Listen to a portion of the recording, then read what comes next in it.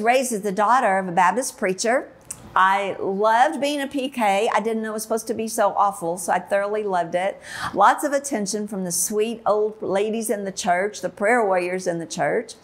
And my dad was a very humble man, probably the most humble man I've ever encountered on the earth. He was my mentor, a wonderful dad, not perfect, but the closest thing I've seen to a man who walked on this earth in total humility changed in that second quite dramatically.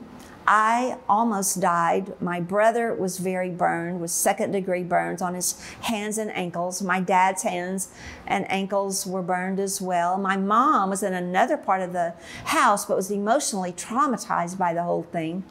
And I was severely burned because I had been wearing nylon stockings. Butane as a gas remains low, so the fire, the explosion, and the butane and the nylon hose were a catastrophic, perfect storm. Everywhere I looked, there were flames reaching for me. And somehow my dad got us out of that burning room, into the car, and to the hospital. It was a miracle. And I continue to find things out now that I'd not heard before. Actually, last week in a conversation with a woman who was then my Sunday school teacher, as I was a teenager in the church, had told me that in that season, my dad and brother were severely burned with their hands because